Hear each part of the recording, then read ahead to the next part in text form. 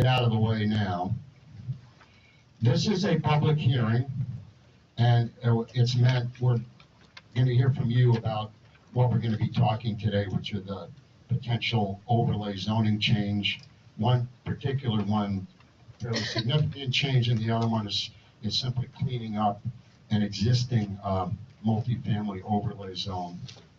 You know, this has been in the news a lot, and there's been a lot of talk about it.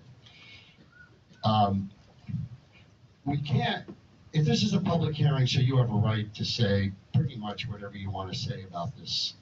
However, I just want to let you know that as the planning board in the town of Rockport, we have no authority over the law. We have no authority over 3A of the Zoning Act. We do not pass on the constitutionality of 3A of the Zoning Act. We do not pass on legislative matters that were done several years ago by our legislators, by Governor Baker, who signed this into law. So if you want to get up and talk about how you think the law is unfair or unconstitutional or overreaching or Boston trying to take over Rockport, I guess you can do that, but it really doesn't add anything to what we're talking about today. It's an opinion, and you know, we can't do anything about that. Your legislators can, the governor can, but we can't. That's the law. So just keep that in mind. The other thing, everyone is going to have the opportunity to speak, assuming we have, you know, the time for that. Please try to keep your points to the point. Generally speaking, we permit 3 minutes per speaker in a public hearing. However, that, you know, that's obviously flexible. If you're in the middle of something, you're not going to be cut off. And on the flip side, if you're up there, you know, really rambling, then we'll ask you to wrap up whatever you're saying. But, you know, people get to speak once. We're not, this isn't a jack in the box where, you know, someone speaks and then someone else speaks and then the first person who speaks gets up to say something else. You get to speak, you comment on what you want to comment, and that should be it, because, you know, we have a lot of people here and they all should have a right to talk. The last item, the housekeeping item, is it's not a political rally. It's not a game show. So please hold the applause or the boos. It doesn't add anything, and it's really not appropriate for this forum. So just, you know, if you can sit there, you can nod, but we don't need applauding, we don't need booing. It's really not appropriate here. I mean, I guess you can do that at town meeting, but again, this is a public hearing to hear about your views and questions about this particular bylaw. Before I begin, I think our Denise Donnelly, our select board member, wants to make a few remarks, and then we'll get going. Oh, you want to? Hi there, Denise Donnelly on the select board. I just wanted to make a few comments. One is, we're all your neighbors. We all live here in Rockport. And so we've done our best, especially the planning board worked extremely hard. Had 2 public information sessions to gather public input, and they've spent countless hours working on this. So I just want to say, first of all, thank you to the planning board for their hard work. This has been a Herculean effort to get to this point. And then I want to say that a couple things. If you saw the Gloucester Daily Times the other day, there was an article on the front page about Gloucester's process. And the consultant that they hired, I think, made some good points. First of all, this law is not a mandate to build. This is not a law that requires towns to find a way to build. It's a change in the zoning, and Jason will talk more about that. The second point I wanted to make is, despite what happened in Milton, this is not optional. This is a state law, and we're doing our best to comply. Milton is going back to the drawing board, but they are going to have to comply in some form or another. The final thing I want to say is the town meeting, the regular town meeting is on Saturday, April 6th. There will be a special town meeting on Monday, April 8th, where the only topic will be these bylaw changes. So just make sure everybody understands we're not talking about this on April 6th. We will be talking about it on Monday, April 8th. At what time? If that'll be decided. To be determined, Toby. I don't know yet. Okay, thank you. Okay, well, let's get started about, this is what we're hoping to cover today. By the way, but just to add on what Denise says, you know, we have, as you can tell, we have a variety of backgrounds of people on the board. I'm a retired attorney. Tom's a retired engineer. Bob's a practicing architect. Harry's a practicing banker. And Peter is a retired architect.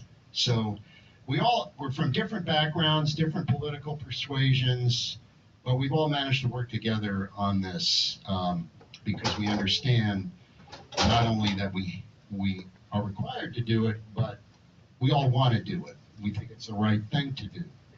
So let's start with explaining what MBTA communities, this is what we're going to talk about. Chapter 3A requires, describe how the planning board arrived at the proposed zoning changes that we have today, present the proposed 2 new changes, the MBTA Communities Multifamily Overlay District, and that's the MCMOD, which you'll see, and you'll also see some references to the existing TOVOD, which was passed back in 2020, and Tom just reminded me that there are handouts. Where are they, Tom? On the table? On the table back there that have the actual text of the proposed law. If you didn't get one, you can get one there. It's also online, but if you want to have it now, it's on the table in the back. We made copies. So, and then finally, we'll, you know, after we go through this, we'll answer your questions about the process and proposed changes. Quick question of you folks: how many of you have? This is your first time at a public forum on this particular bylaw. Could you raise your hands? Okay, a fair number of people are here for the first time. As you know, we've had 2 previous sessions. They weren't public hearings. They were more like information sessions in the last couple of months, but it seems like there are a fair number of new people here. So, you know, some of you have heard this before, but if you have, please have patience, and others obviously haven't. All right, so these are just kind of goals that I think everybody agrees on. We understand Rockport needs, we want to retain the unique beauty and character, we want to improve our water infrastructure, we want to improve our wastewater infrastructure, and we want to have better road and traffic maintenance, and we want to support the use of mass transit, because that's how people get out of their cars and stop driving around and polluting, and, you know, all the good stuff about climate change. That's how we cut down on that. We also understand there is a housing crisis in this town, and the next few slides I'll show you will demonstrate that pretty graphically. We need more diverse housing options in Rockport for families and to support our school system. There's no question about it. We need to support the missing middle. You can see on the left hand of the screen. These are all the people who don't make a ton of money, but are essential to our community. I'm not going to read them all, but you can read them, and no one will doubt that they're all important to the way any community operates. But the trouble is with Rockport right now is that they can't afford to live here. So let's go to the next slide. This is this is an interesting slide because this shows you housing construction in the town of Rockport going back to 2010, which I think is before anybody in this room was around. But you can see between, if you look at this pre-1939, okay, 48% of the housing in Rockport was constructed. That's before World War II, 48%. And then from 1940 to 1959, 18% of the housing was constructed. And then from 1960 to 1979, 15%. And from 1980 to 1999, 10. And from 2000 to 2009, 7%. And from 2010 to 2019, 2%.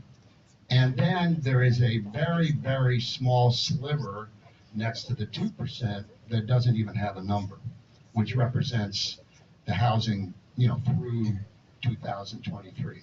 So you don't have to be a rocket scientist to understand that housing construction in Rockport has diminished dramatically over the years. 48% of it was before 1939, and you go down to nothing now. And that's, so let's go to the next slide, and we'll see what happens because you have so little new housing. Increased cost of Rockport housing, median sale price, single family and condo. Now this information comes from the presentation that was done a few weeks ago by the consultant on the housing production plan. These numbers are from the Board of Realtors. But look at the numbers here. 2016, the purple is the single family residence, and the ochre colored is our condominium prices. So we get from the purple single family 476,000 median home price in 2016. That's less than 10 years ago, and by 2023, 849,500 median single family home price. Not a bad, for those who own the houses in 2016, that's a great investment, isn't it? I mean, you can just sit there and your house is worth more and more money and you don't really have to do much. Condos, not quite as dramatic, but still on an upward trend. So you see the correlation between no new housing construction and increased housing prices. That's what we all learned was supply and demand. If you don't have the supply, the demand is going to force what's there, the price, to go up. All right, next slide, please. Okay, just to explain what zoning is for some people who don't know, and that's okay if you don't know. These are local bylaws that affect only future changes to land uses in Rockport. In other words, if you have a land use that you're doing now, and the zoning changes to make it where you can't do it, you can still do it. It only affects future land uses. It doesn't affect what you're doing now on your property. It comes into play only if a property owner wishes to make a change. If you change the use of your property, you're going to have to abide by whatever zoning is in effect at the time of the change. And as I mentioned earlier, it does not affect the existing use of a property. And also, just because an area is zoned a certain way doesn't mean that everyone in that zone is going to build to the max. And that is true because in many of the zones, including the residential zoning district and the single semi-residential zoning district, you can take a one-family dwelling and make it with a special permit into a four-family dwelling right now, as long as you don't expand the area of the structure by more than 10%. So that exists now. But guess what? Has everyone done that in the residential zone? No, of course not. In fact, most people haven't. Most single-family residences are remaining as single-family residences. Same thing in the semi-residential district. So let's go to the next slide. Okay, now this talks about the law that the MBTA 3A, which I mentioned earlier, of the Zoning Act, which was actually, I think, signed into law in 2021. What the state says is, look, we need to encourage in Massachusetts, in certain communities, the ability to have more housing because we don't have enough, and we're losing people. We're losing that middle group of people to other communities and other states because we just don't have the housing. So what they said is, look, let's make it easier for multifamily housing to be built. So let's talk about multifamily housing has to be allowed as of right, meaning you don't have to get a special permit or a variance or anything to get it. It's like getting a regular building permit. You come in there, you meet all the requirements of the building permit, and you get to build it. With one exception, it's still subject to site plan review by the planning board. The new housing has an average minimum allowable density of 15 units per acre. Now let's just stop there for 1 second, because everyone thinks, wow, someone's gonna build 15 units per acre. This is, you don't have to build 15 units per acre under the bylaw. You don't have to do anything under the bylaw, but it allows someone to take a house or build a house that has, let's say, 4 units in it without going to get a special permit or any of the other restrictions, or 3 units in it, or 5 units in it, or 6 units in it. It just can't be more than 15 units in an entire acre. And everyone knows in Rockport, there are very few parcels in this town which are actually an acre in size. The district must be the multifamily. Can you hold the questions till we get to the end? The multifamily district must be of reasonable size. It either must be 50 acres or 1.5% of the total developable area in the municipality. And the state has given us those numbers. I think the total developable area is about 252 acres. And so 1.5%, the reasonable size is approximately 32 acres. That's what they want to see, 32 acres of area in Rockport zone to allow for multifamily housing. And then the 1/2 of the designated multifamily housing overlay district must be contiguous land, meaning it's got to be, you can't break it up into a whole bunch of little pieces. At least half of it has to be all one piece of property, covered by the zoning. And finally, there can't be any multifamily overlay district zones that are fewer than 5 acres. 5 acres is the absolute minimum you can zone for multifamily zoning. It's got to be more than that. And we don't have those issues with a lot of what we're proposing here, but just to let you know, these are the parameters. I just wanted to mention, I see a lot of people scribbling notes. This will be posted on the town website for you to download, so you'll be able to get a copy of the presentation.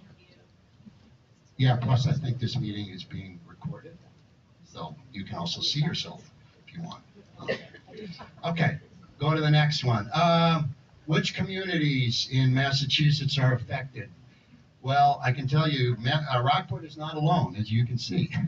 Here, there are all these communities, different categories, but starting with rapid transit, which have multiple forms of transportation, trains, buses, commuter rail, that's us, we're the blue, and then adjacent communities that don't have any of their own rapid transit or commuter rail, but they're next to it, and finally adjacent small towns. So, and these are all defined in the law. But you can see, look at commuter rail, which is where we fall, and there are many, many areas in town, in the eastern part of the state, which fall into that category. Okay, next slide. So, Okay, now we're gonna kind of focus more on Rockport. We've gotten the general stuff out of the way, and we're gonna focus on Rockport. For commuter rail communities, which is us, at least 40% of the multifamily district must fall within the MBTA station area. What is that area? If you take a pen or a pencil and you put it on the train station and you take a half-mile radius around the train station, that defines the area where the multifamily housing zoning needs to be. And why a half mile? A half mile because that is what the MBTA considers an area that is walkable within a 10-minute time period. That most people can walk a half mile in a 10-minute time period, and therefore they can walk to the train from where this housing will be. All right? Okay, next slide. So you have, and some of you have, this is the one of the areas that we're going to be talking about today, which is the MCMOD, the multifamily overlay district. Thank you, which is combined with the existing district, which is already around the train station, which you folks already approved back in 2022, is 48.9 acres. But the new district that we're talking about today is 37.5 acres of land. It covers 37.5 acres. It's an overlay district.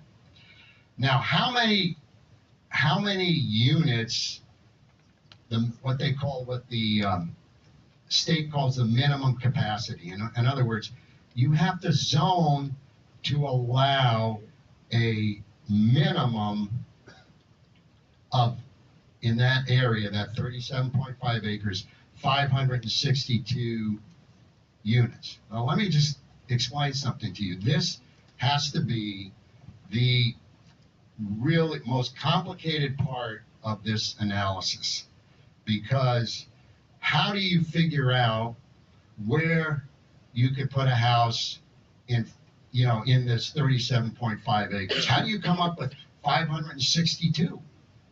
Well, the way it's very difficult, because there's so many features in land. There are roads, there are excluded areas, there are swamps, there are this or that. So what we've done to make it really, really simple is say, okay, we have to have 15 units. We have to zone for 15 units of housing per acre minimum. So we just take 37.5 acres and we multiply it by 15, and you get 562. Could anybody build 562 units? No, because there are too many things that would be excluded from that area, like roads, setbacks, frontages, you name it. They couldn't build it, but we're just making it easy and giving you the worst case scenario, 562, all right? And this is 40% needs to be within the train station. We already talked about 15 units per acre.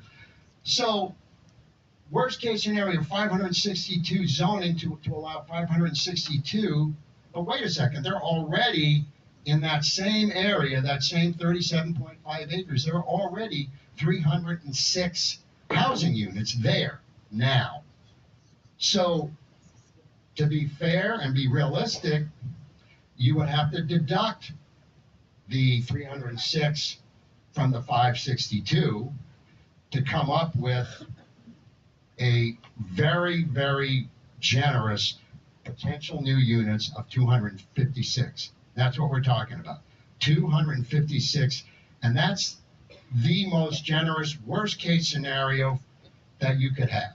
256 zoning for 256 units. Does everyone follow? It's not easy. It hasn't been easy for us. We've been going back and forth on this. We've been going back and forth with the consultant on this. But we tried to simplify it by just multiplying 37.5 by 15 and coming up with a number. Okay, hold your question, please. Remember what it is. Next slide, please. Okay, these are just some examples of houses that would be, could have multifamily housing if they don't already. On their lot size, for example, here's one upper left, existing single-family home around Hooper Court has 3,000 square feet lots equivalent to, that would be if you figured out how many units per acre, you could have 14.25 units per acre. Bearskin Neck is really, really dense. That actually has more than 30 units per acre on it, but we're setting this at a maximum of 15, so half of what is in Bearskin Neck. And then let's go to the next slide, because I think this is a great example. Does anybody recognize this building? Yes, it's what's going to go by the town. No, it Doesn't exist yet. doesn't exist. The town hall. It doesn't exist yet, but it's going to exist. I'm glad that's the Methodist Church site, yeah. I'm glad no one said they recognized it except one person. Okay, this is a 4-unit building. This would qualify as a multifamily structure, all right? It's 4 units, and in this particular case, it's in the downtown zoning district. It's on only 8,712 square feet, and if you took this number out to 1 acre instead of 8,712 square feet, you could put 20 units per acre. With parking. With parking, right, with parking. This is all with parking. We have not ignored the parking here. So this is kind of, I don't know about you, but this doesn't look too bad. And this would fit the bill, and this would be allowed under the multifamily zoning district. Okay, so next slide, please. So how did we arrive? I'm getting to the point of how did we arrive at where we decided this overlay zoning district should be, because it wasn't an easy process. And don't forget, we're all volunteers, so we're doing this in our tons of spare time that we have. Okay, we had a firm to help us with basically crunch the numbers, Bowler Engineering, and to make sure that what we were doing was compliant with what the state required, because that's a very difficult and technical task, and they helped us with that. And we looked at existing restrictions, we looked at evaluated site options, and we looked at things that would improve the likelihood that what we submit and what you all will be voting on in April will meet the requirements of now it's called the Executive Office of Housing and Livable Communities, which is a mouthful, but that's what they changed the name to. It used to be the Department of Housing and Community Development, but they changed the name. So, okay. Checklist. These are the things we looked at. 1/2 of the area is contiguous land. Remember I mentioned that before. The land has to be at least, has to be all together at least 1/2 of it. Each minimum of 5 acres for each district. 40% located within a half-mile radius of the train station of the district. Access to water, sewer, and roadway infrastructure does not impinge on the historic district and is an area that's not prone to flooding. Those are the criteria we looked at when we started to look at these different areas. So we can go to the next slide. All right, here we go. I think you'll be as surprised as I was when I saw this. Okay, let's start off with town land. This is the town land in Rockport. Town land is off limits. It's owned by the municipality. You can't build on it. You can't do anything without the town wanting you to do it, and that's a big process. But this is the land that's owned by the town. So all these parcels are off limits to where you can put a multifamily overlay zone. And then we go to the next one. Okay, this is the historic district in town. This is the area in town that's protected by historic overlay. It's administered by the Historic Preservation Commission. They are very strict, and to do any modification to the exterior of a building, you need to get a permit from the Historic Preservation Commission. So that kind of puts this off limits for multifamily housing as of right, because if it's as of right, you can't be required to get a permit from another agency that could either issue it or not issue it. In other words, if the Historic Preservation Commission goes, no, we don't really like your plan, we're not going to have you here, that's not as of right, okay? And plus, we didn't want to upset the historic character of the downtown area. Okay, here's another area that would be off limits. These are FEMA, the Federal Emergency Management Agency, FEMA. This is the flood zones in the town. All right? All the purple is the flood zones. So we're not going to zone for multifamily housing in a flood zone, obviously. Okay, next one.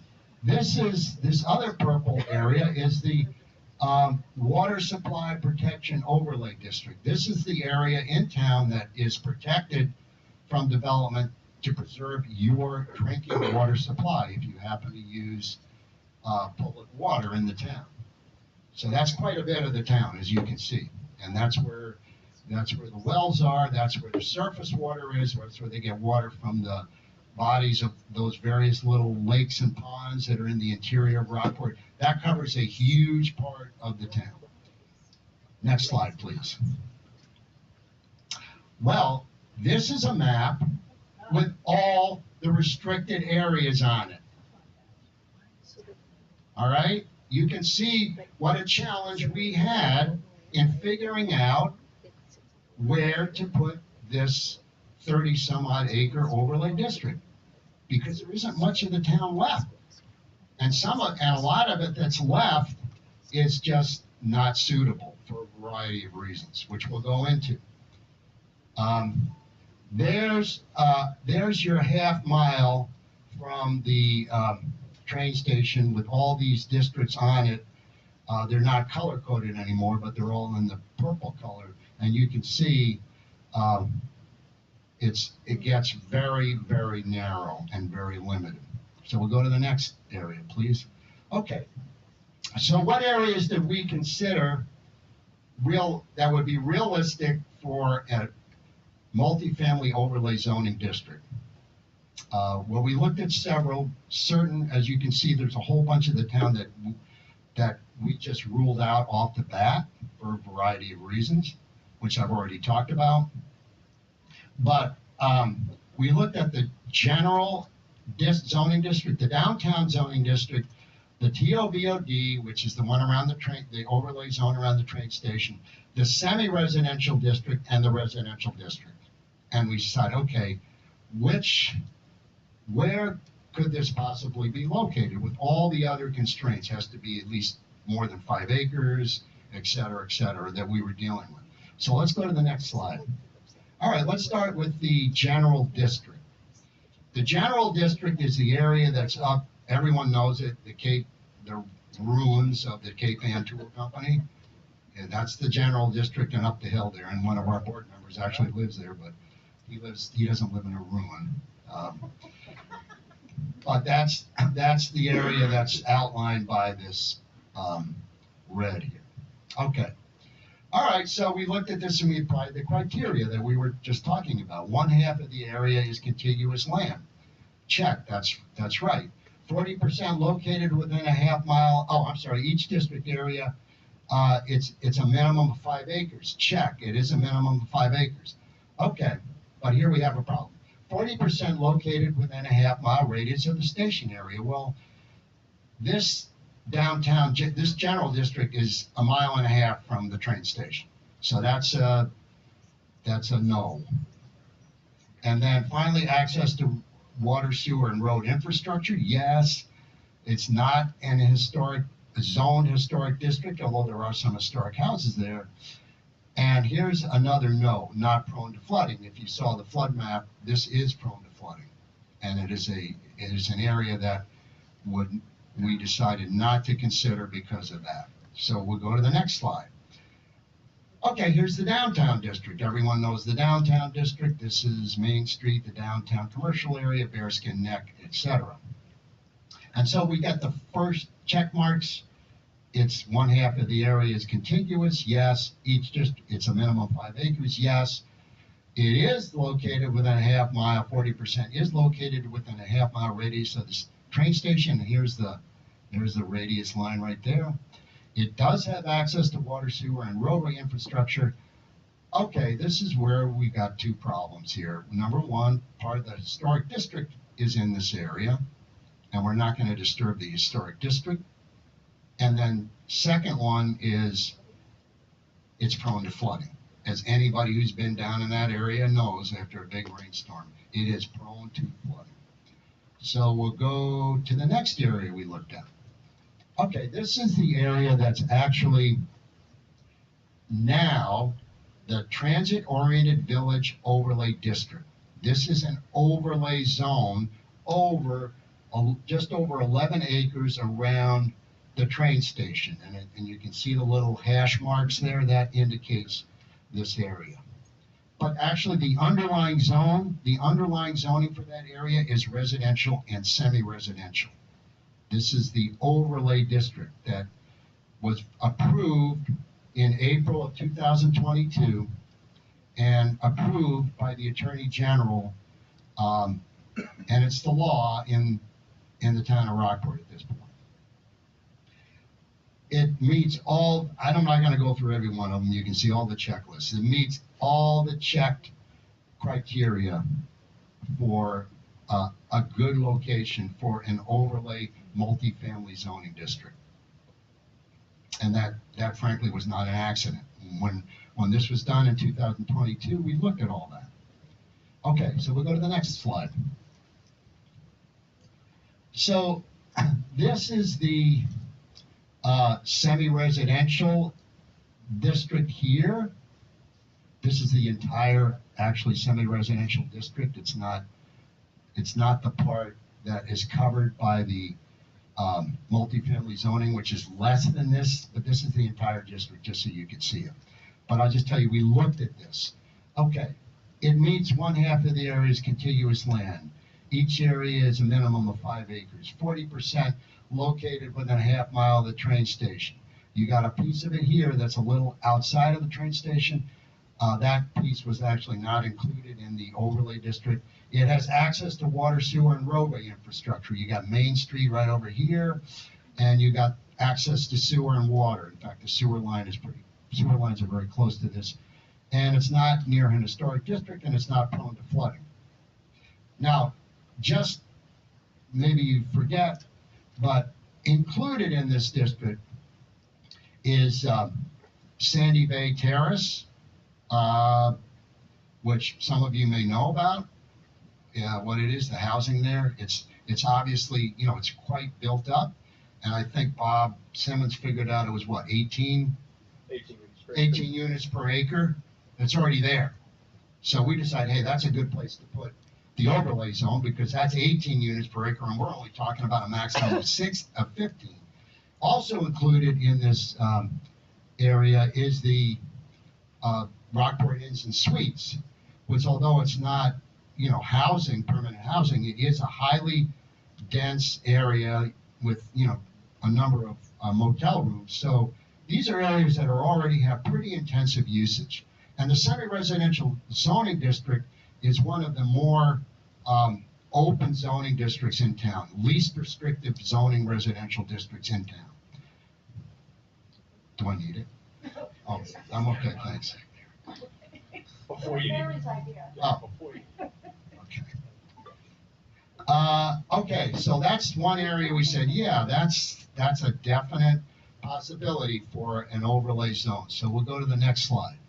All right, now we're moving a little bit north, just to orient you. This is the semi-residential district down here. This is a sliver of the residential district up here. And then finally, this is the existing TOVOD overlay district up here.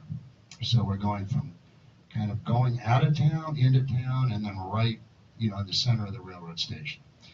So the residential district as a whole, probably can't see it on this map that I'm holding here. It's quite large. It's a large district. This is, how many acres is this of that? It's like 20, it's about 20, I think it's about 20 acres, what we considered. Yeah, okay, it'll be next, okay. But you can see when we kind of defined, okay, here would be a good area for multifamily zoning to allow for multifamily housing, right here.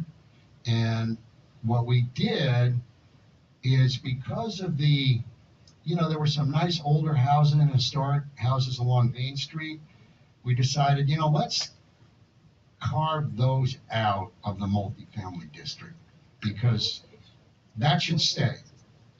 And so we did. We carved it right out, and you can see the red boundaries. So, and that meets all the criteria that we were talking about earlier also. Next slide, please. All right, here's, this is the kind of an overview map. And by the way, I just want to say something. We have worked really, really hard on this slideshow. This is us. This isn't Bowler. We did this. And I thank God we have people on the board who can do this stuff. We will mess up on occasion. We will have the wrong number. We will have the wrong border. It will happen. And, I'm sorry, but we had a lot to deal with. So if there's something you go, oh, well, that says 30 acres here and 20 acres here. Well, yeah, we made a mistake. It happens. So, so we took that's a better slide. Okay. This shows the TOVOD, which is the existing 11.4 acres, which has already been approved. This is the 20.9 acres of the residential district, which hasn't been approved yet, which is one of the things that you're going to be voting on in April.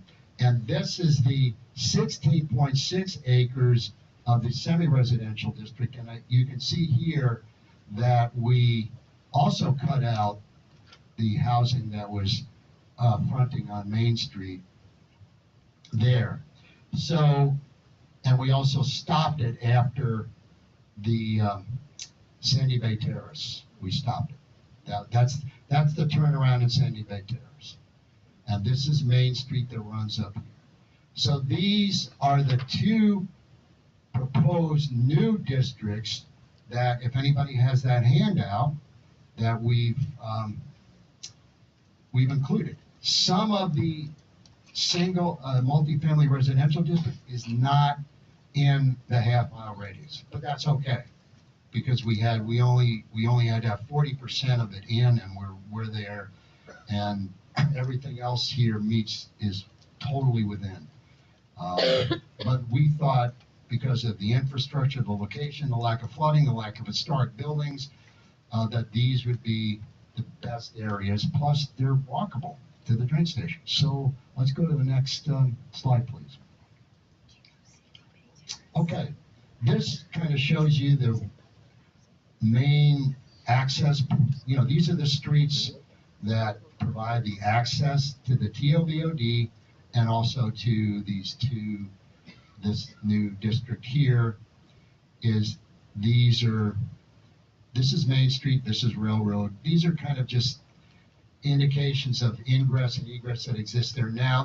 Those might change later, but that's what's there now. So this is this is accessible to two large road structures in the towns and allows multiple options for any new district. Can I make a point here, Jason? I'm sorry? Can I make a point? Yeah, absolutely. When you look at the main roadways and arteries in and out of Rockport and understand where our life safety happens to sit, we've got the main station on Broadway and we've got a station up in Pigeon Cove. Those two locations serve this particular area very well. Thank you. Yeah, that's absolutely right. Okay, next slide, please. So let's start. Now we're getting into the kind of the gray matter here, and so please stay awake. This is kind of a summary of the laws which, by the way, you can find them online. They're posted online on the planning board's website. They're at the planning board physically. They're at the town clerk's office physically, and you have copies of at least one of them here. But let me just talk about what should be the easy one, the TOVOD. This is the existing law that was adopted in the spring to allow multifamily housing and mixed commercial development on approximately 11.4 acres immediately surrounding the train station. This existing TOV allows housing and commercial mixed together. So one of the other benefits of having these other new districts where they are is that they are kind of near this district. So if in the future there's any development there which has commercial development, the people who live in these other areas can actually access it by foot and don't need to get in their car. What we did here, just very simply, when we first adopted this law back in 2022, there was no requirement that the multifamily housing be as of right. So it was made a special permit use, which requires a special permit from the planning board. But now, once we got the guidelines from the state, they said, no, all multifamily housing must be as of right. So we need to change that little box in the TOVOD law from special permit to as of right, and that will comply with the MBTA guidelines. We added minimum lot sizes and frontages and side and rear building lots. We specifically created a maximum density of 15 multifamily units per acre.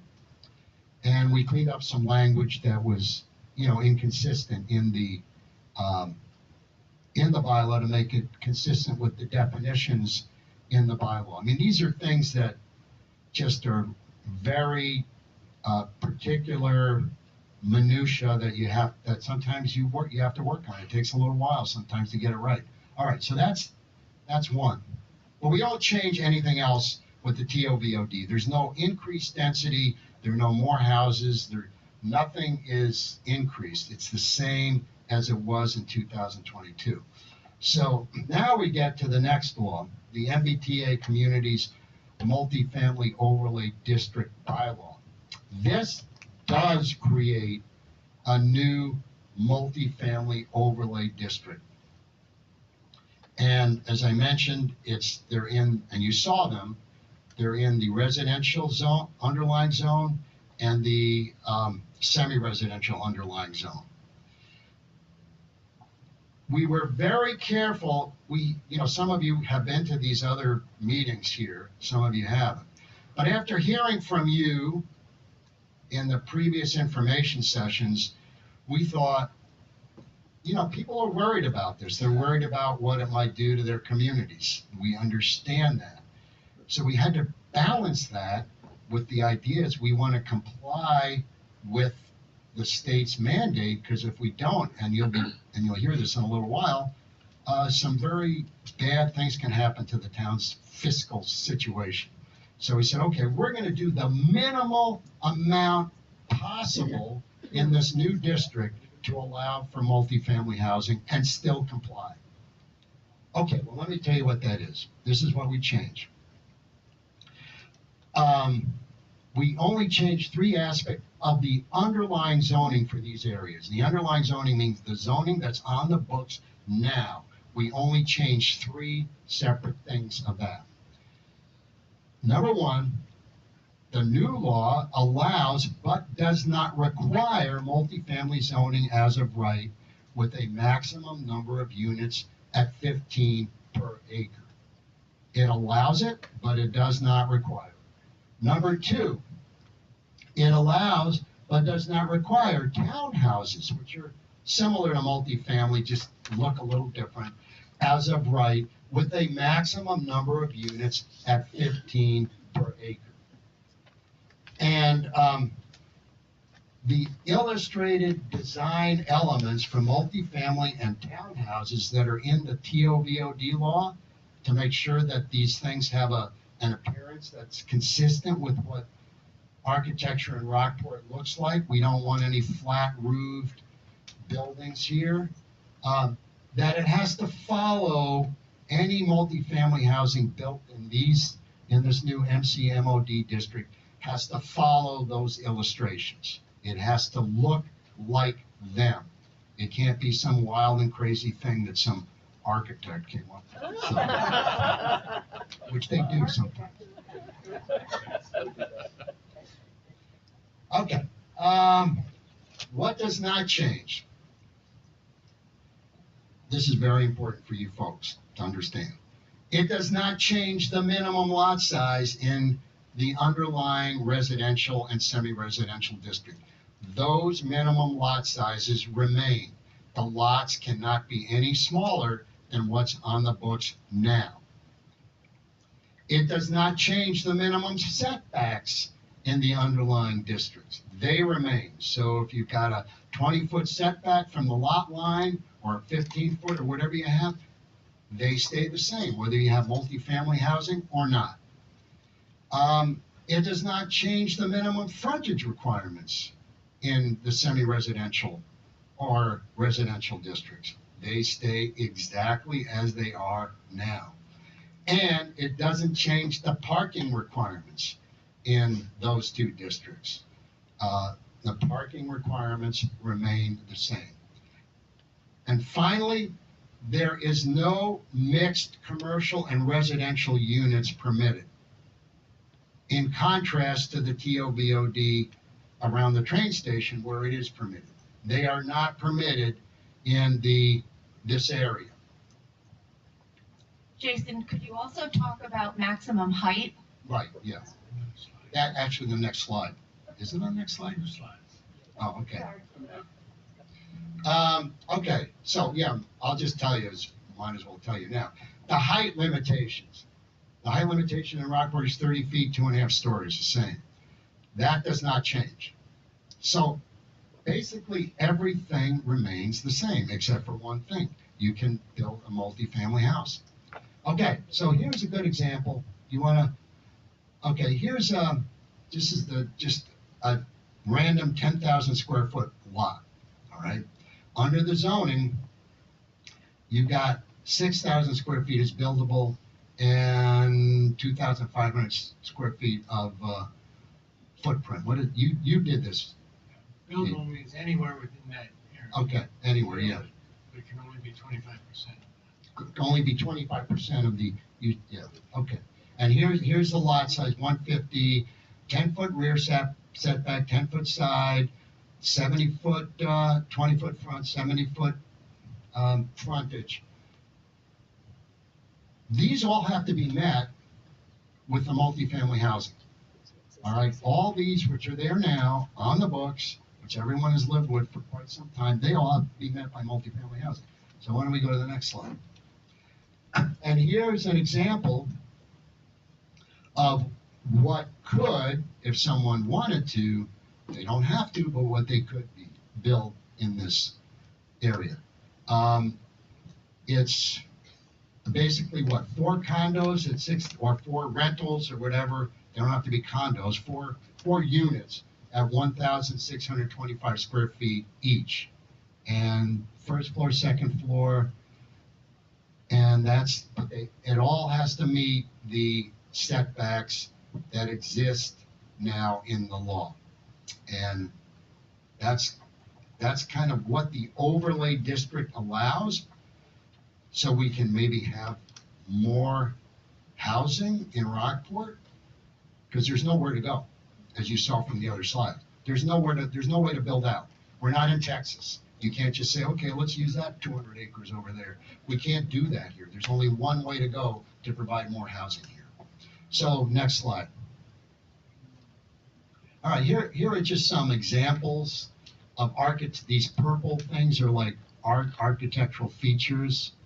You're not going to see, I don't think you'll ever see anything like these, but it just gives you an idea of like what the roofs look like, and the porches and the dormers. What are these called? Shed dormers or something? Gable, thank you, yeah. So, like we've all seen this kind of architectural feature in the town of Rockport. We want to keep these architectural features for any multifamily district.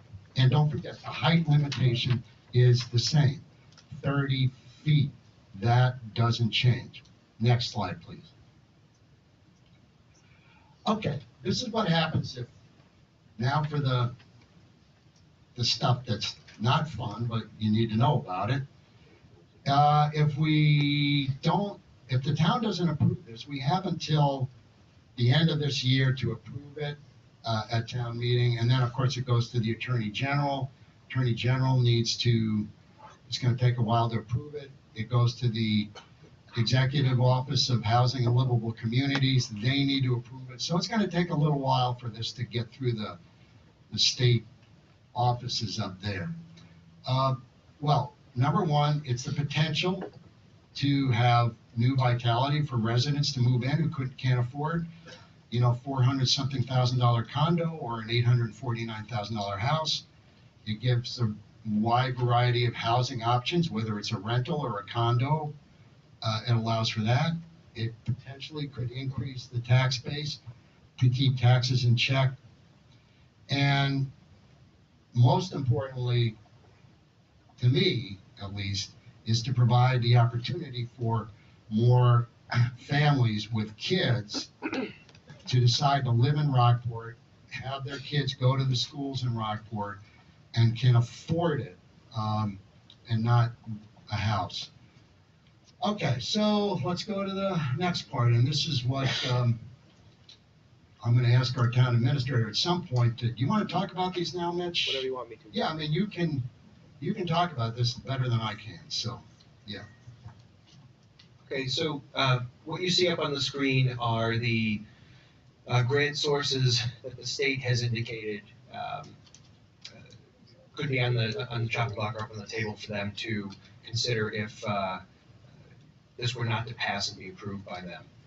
We've highlighted the items in yellow to indicate where we currently or have recently had funding come from. We've received funding recently from the Downtown Initiative, and we are currently working with the Municipal Vulnerability Preparedness Program, MVP program. We have a $242,000 grant that we're working our way through for coastal assessments, climate resiliency, and mitigation work that's underway now with a variety of stakeholders to assess what the future may look like and what work we may need to do along our coastline. The areas that are highlighted in that light blue are areas that, upon quick review, we've determined we could be eligible for in the future.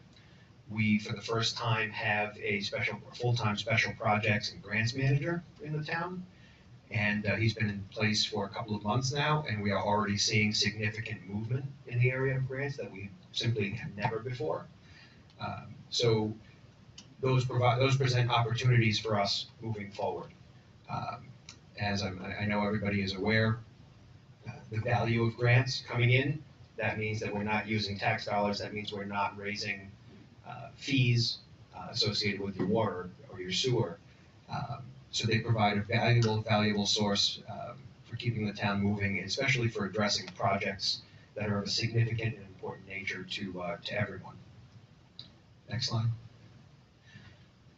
So the operating and capital funds that we receive. We have these on here to provide some additional context. Chapter 70 is the school funding, the school aid funding that the town receives, approximately $1.5 million annually. And unrestricted general government aid, approximately $500,000 annually. That's the standard state aid. That's what derives from the lottery proceeds that go to every city and town. So those make up our operating budget. So look at that in the context of that's $2 million in our operating budget. Now again, we've yet to see what may come from something like this. The governor, we were showing these based on the governor's comment that she made on public radio a couple months ago, where she made reference to some additional areas.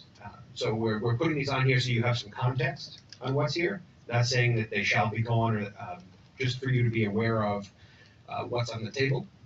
And the Chapter 90 funds, those are our roadways funds that we receive from the state. That's what goes towards new sidewalks. That's what goes towards paving roads, the engineering work associated with those. That's how we're able to carry out that work.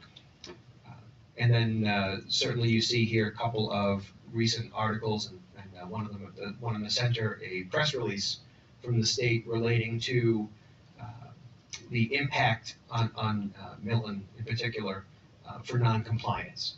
So in this particular case, with Milton, they did not apply a grace period. They simply began revoking things. So the revocation of a grant almost immediately in this case, certainly concerning. So for us, what we have going currently is that very large MVP grant that, as we're trying to make progress and focus on climate resiliency and climate mitigation moving forward into the future, we have that now from the state. That happens to be one of the items that's on the list. Again, I don't say that to tell you now that, oh, that will be gone. I put it out there for context and for you to see what happened so far in Milton. I think it's something that we all need to be very cognizant of, because things like this do have real life impact for us. We're very, very closely monitoring what happens in Milton. I think they are and will continue to be the example, and the state is going to continue, I'm sure, to take a very particular stance with that. But it's important that we keep it in mind. And while the thought may be, okay, well, we're not Milton, correct, we aren't, but the state doesn't necessarily always view it like that. They view it as these are the rules, regardless of who you are. So even though we may not lose the exact grant that they just got awarded, we could lose another grant that we already have or that we're eligible for, that we could that could benefit us in a variety of different ways. So all of this is up here because we are, again, aware of what's happening. We're taking very seriously the feedback that the state is providing on what they may do, and now with Milton, what they're showing that they are doing. Milton's grant was for a seawall. That's a very good point. Milton's grant was for a seawall. We certainly have plenty of need for those. So something to keep in mind as we go out. Thank you, Mitch. I think that's, oh yeah, right, there is one more slide, real quickly here.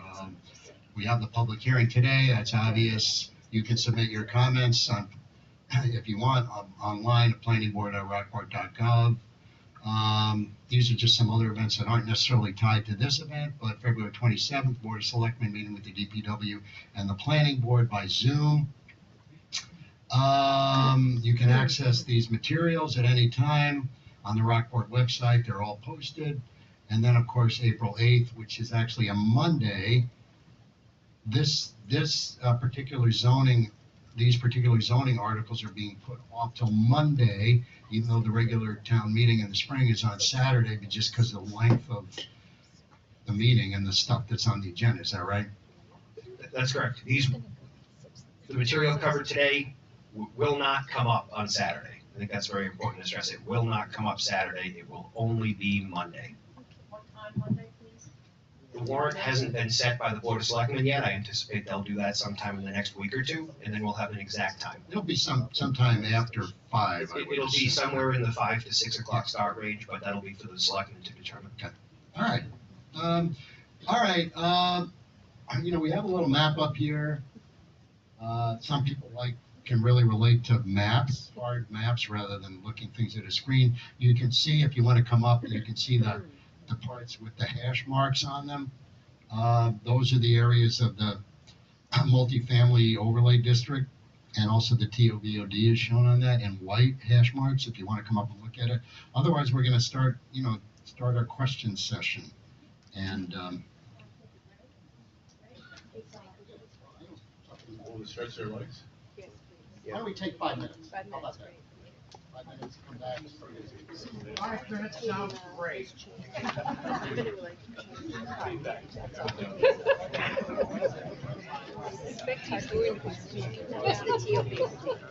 Done very well. That's it.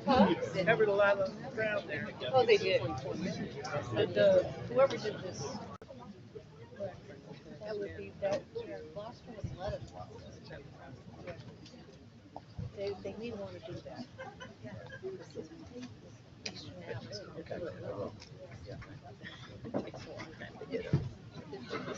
Yeah.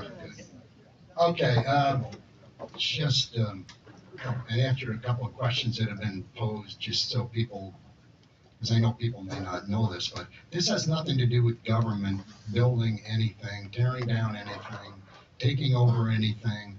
This is no eminent domain. This is a overlay zoning district. And for anything to be built, just like it is now, it has to be a private party who wants to come in and build it and acquire the land and spend the money to build it and all that. So this has nothing to do with the government doing anything except creating the law that allows for the multifamily buildings to be built, but it doesn't involve Rockport or any other government agency building anything or tearing down anything. Okay, just to make sure everyone understands that. All right, we'll start taking questions. Please come up to the podium. You can just make a line, and I'm going to see if some of my fellow board members may be able to answer some of these questions. Oh yeah, this is your typical meeting, name and address for the record at the beginning, who you are, where you live, and we're, go ahead, please, thank you. So my name is Samantha Salo, I live at 45 Stockholm Avenue in Rockport. Just made a couple of notes. First and foremost, I feel very strongly about any government that will hold our children hostage by holding funds from towns. I feel very strongly about any government that uses children for the quid pro quo, whatever you want to call it, and withholding funds. Children should never, ever be part of the equation. And so I just want people to really think about that. I think it speaks a lot about why this is being done, the character of the people that are willing to hold the educational funds from our school. So that one really, really bothers me. Children should never be a political pawn in any game, regardless of what side you're on. Second, one of the things that you mentioned is that when this law was first passed, it was by permit. And now it is changed by right. Did I get that correct?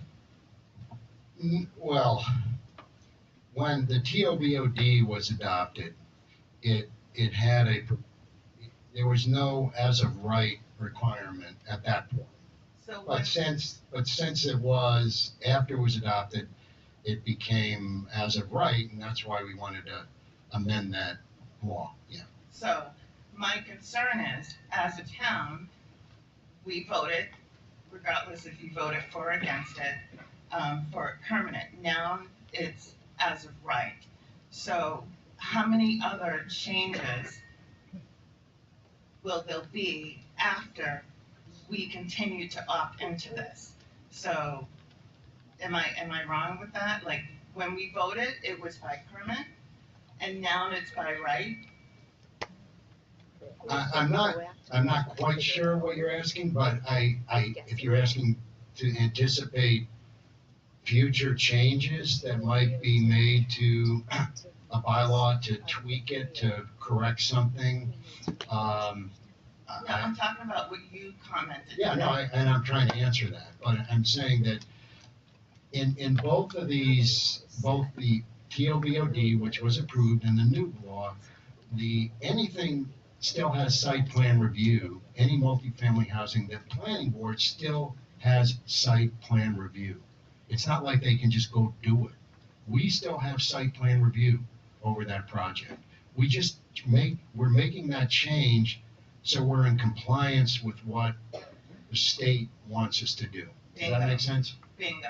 Okay, yeah, Right? So that's right. that I have an issue with. So when we vote, I want to be able to vote on that and not expect other changes down the road. And my last point is that, as far as the grants go, in Milton, they made a decision as a community, I'm sure that they're gonna take care of their community. I don't like, there's no guarantees with these grants that we'll get them. And for us as a community to make decisions based on fair, and I get you guys have to do what you have to do, but there's no guarantees we're gonna get these grants. And I don't know, I just feel like once you opt in, there's no way of opting out. And I just, again, I want people to really. Wait a think about second, it. no. First of all, as I mentioned earlier, we're trying to keep everyone to 3 minutes because there's a lot of people behind you, so go So ahead, we're finish timing your you? thought. Yeah, we are timing. So where am I We're at timing right now? everybody. Past 5. You're beyond 3. Go ahead, finish your thought. So, then, again, I know you guys worked hard, but try to be respectful too, at the same time. Thank you. Just saying. Hi, Diane Vella, 17 King Street. I'm the chairwoman of the Rockport Municipal Affordable Housing Trust. I wanted to thank this board. A Herculean effort is certainly what was needed and required. That most towns and municipalities have town planners, and you have been acting as a town planner, and we certainly appreciate that. I'm obviously for affordable housing. The biggest barrier to affordable housing is zoning. This meets some of the criteria. Land, which is scarce. It meets multifamily, and it meets by right. Those are 3 giant hurdles to get over in order to build affordable housing. However, there is no a provision in this for affordable housing. None. That's a problem for us. That has been a problem for us. That we utilize the HPP, the Housing Production Plan. We're utilizing some of that. This town has asked for affordable housing for 50 years, and it's not in this. And so I know you have promised, both Harry and Jason have publicly promised that affordability zoning will happen so that we can look at not having more VRBOs here, that we can look at having year-round residents here at an affordable level that this town can meet the goal that you stated. I think it's very important that if this does not pass, does that mean you're going to work on affordable housing zoning ordinances anyway? Because you've said you work on it, assuming it's going to pass. We can't do anything on affordable housing unless we have land, we have by right, and we have multifamily. You're holding it for us. So if affordable housing, and I think defining affordable housing is you're depending on the circumstance of more housing means it becomes more affordable. I'd like to address that. I want to address this. Well, yeah, I think, you know, Diane, and I'll let Harry finish, but we did promise that, and you can hold me to that promise. Oh, I will. Okay. No problem. Thank you. Go ahead, Harry. What you So the state has a provision called 40B. This town has recently added affordable housing under a 40B project at 5 Granite Street. This past year, we opened 21 units, something like that, low 20s, off of Granite Street. Those are all deeded affordable housing units that were funded by Harbor Light Development, a nonprofit agency out of the North Shore. Harbor Light has many projects throughout the North Shore, like this one. Personally, my view is that towns like Rockport can't continue to support Harbor Light type projects because they are so expensive. You'll all remember that on an annual basis, as we were waiting for this project to come online for the past 4 years, Harbor Light was asking us annually for monies to support the project. So, Diane, again, to address your specific point, we do affordable housing under 40B. Is everybody clear on that? Diane, are you clear on that? I totally understand. Okay, that's all. That's it. Thank you. Yeah. Right. I'm Christine Downing at 19 Parker Street. I'd like to rephrase some points. I know that I want to thank you for your work. I know it's a huge amount of work that you've done. So I keep throwing things in sideways, but it's because this issue touches so many different things, and we're working in silos. And so we need better connection across those discussions.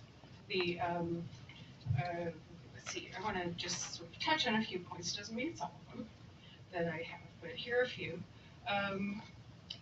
Urban density is something that I moved out of Charlestown, which while I lived there became quite a different place because of the each small row house turned from a single family into 3 to 4 condo units, and it changed the entire character of the town. Okay, so urban density can be addressed in a number of ways. However, let's see. That's one of the quality of life issues. My house happened to be the picture that you noted on screen of 3,000 square feet, but my house actually has, the plot itself is 3,000 square feet, but my house has 1,500 square feet of living space. And it was proposed by Bullard that could be a house for 3 units, which would make that 500 square feet each and approximately $250,000 per unit, although it would be a bit more than that. And I thought, who's going to do that? You know, it's $750,000 for the house right now, but so I just split it in 3. But there's something about missing data here, and that would be who are we trying to serve? And I don't see anywhere, we haven't really mentioned much about how much each of these units would cost and who can actually afford it. So the middle group, the missing middle, what's this income range if they're actually, and what is available to them? How much can they afford? That's the piece that I don't get here. So if they can afford a house that's $150,000 to $250,000, or a unit that's $150,000 to $250,000, then can we start with that and then build it up out of that? You see, that's a mean, and the mean income is somewhere, as I recall, around 130 or 140,000. So it's like that is correct, and so this affordable housing idea is based on the mean income. The idea of affordable housing is a language problem. We're looking for. Christine, can I just clarify something? This is not about affordable housing. This is about creating more housing with the hope that overall prices drop and become more affordable. This is housing, excuse me, this is housing to be developed by private entities. This is not town subsidized or state subsidized housing. So this is not a case where we start with people's incomes and figure out what they can afford. This is just changing the zoning for an area that already exists and allowing multifamily homes to be built there. I just wanted to. No, stop. No. If you wanna talk, you wait till you get up to the podium. I just wanted to clarify that because it's clear you're going down a path that doesn't Well, I apply. understand, It's Okay, all right, let's wrap this up, because I think you're raising a point about affordability and about and about income levels, and I understand that, and that's, to Diane's point, that's something that will be addressed in determining, in looking at our housing balance law and modifying that law. But as Denise said, this is simply a zoning change to allow for multifamily houses to exist. It's not, we're not putting a dollar number on those, anything that might be built by someone in the future. We're not doing that at this point. That may come that may come later, but not right now. It keeps being raised, but I don't want to get. Well, I know, it's not raised by us. You did raise it earlier. No, we're just saying that by virtue of the fact that you have more units available, it just tends to, and if you saw those charts, you saw them, there haven't been any new houses built in Rockport, so of course the prices are gonna go up. Anyway, I think we got a lot of people behind you. I know, but please let me make my points. And you, I want to respond to one thing because you had to bring it up twice. The reason your house in the 3,000 square foot lot and the rest of your street, which is, I think, 3,000 square foot lots, are already 14, more than 14 units per acre. So one of the things we've been hearing is there's too much traffic and too many people. For much of Rockport, it's already the case, and for your street in particular, it's exactly the case. That there is that density of cars, that density of people. Just wouldn't build it. The other thing is, we are restricting, as the diagram showed, the houses, the maximum on a 10,000 square foot lot, and almost nobody seems to have them, you could build is 4 units at 1,600 square feet. So 1,600 square feet is going to be a less expensive unit because it's smaller, and they're going to be less expensive because they're condos, and they're going to be less expensive because they're near the railroad tracks and farther from town. So there's a whole series of criteria that are going to make them less expensive. so, Okay. all right, Can so we- you're going to cut me off, ma'am, and you, I- yes. No, I'm sorry.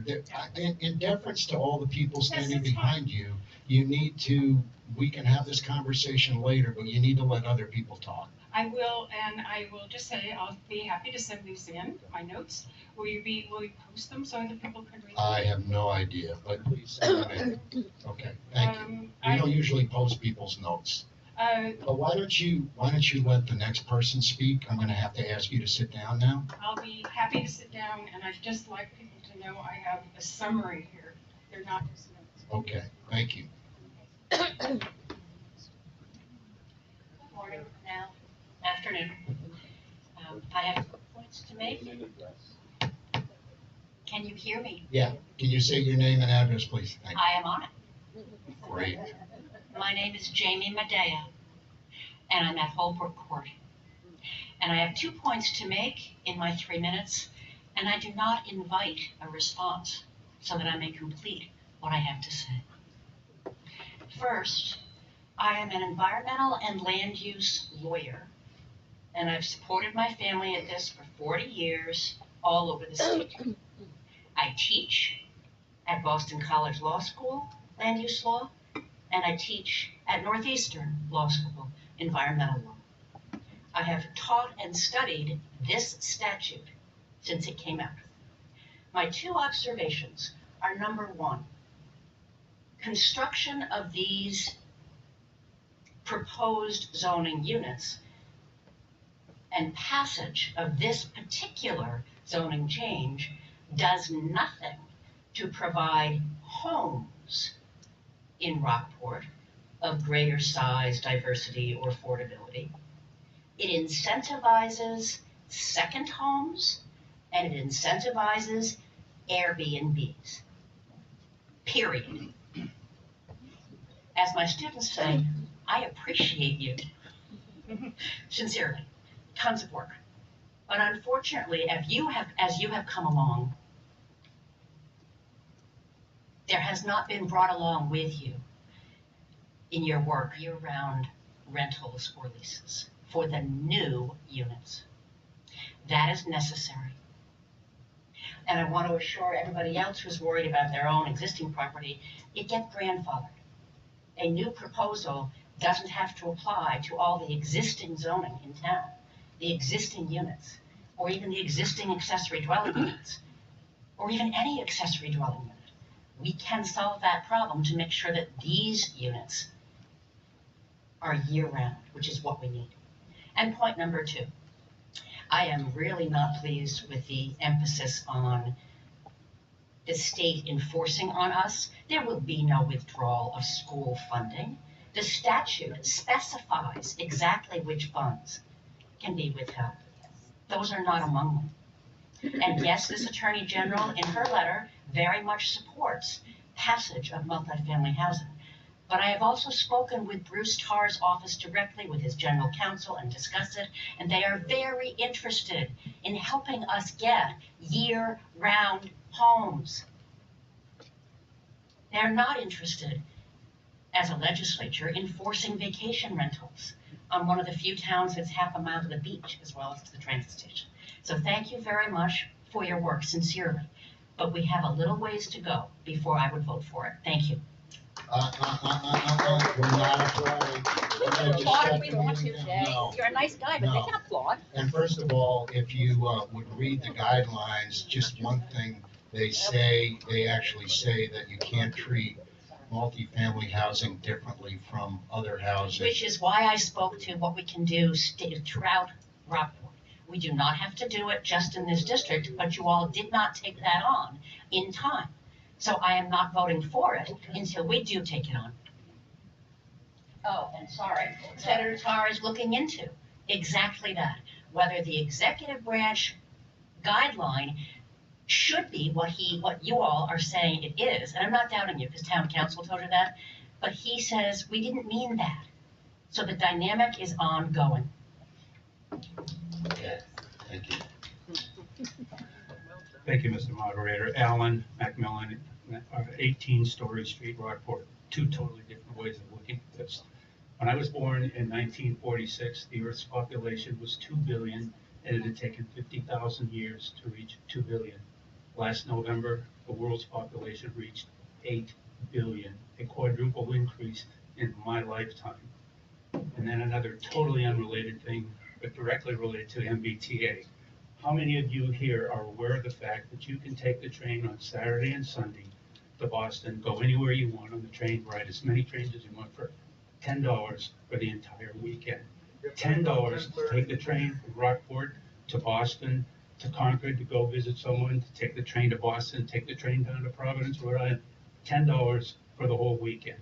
MBTA, $10. Less than 3 minutes, by the way.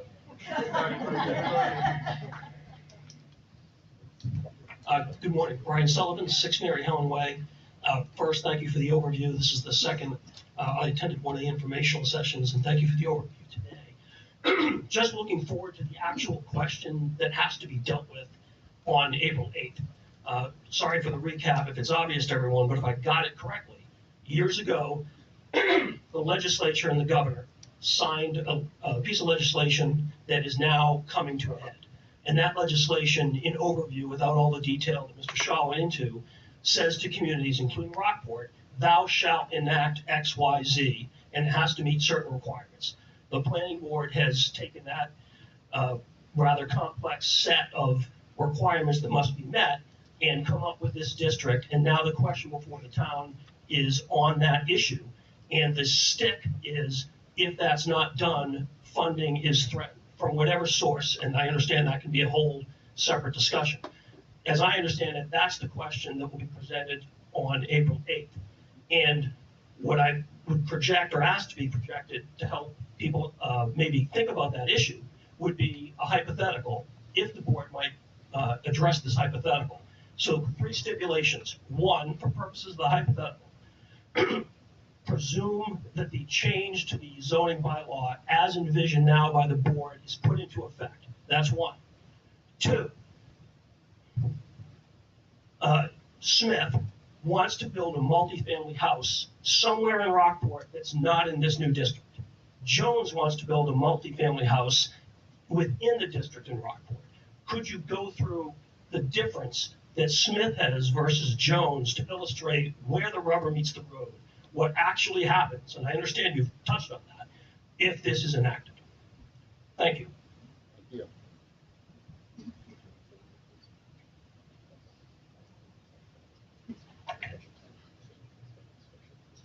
Hi there, Laura Evans, 77 High Street, Conservation Commissioner, Ad hoc Water Committee, formerly of the School Committee.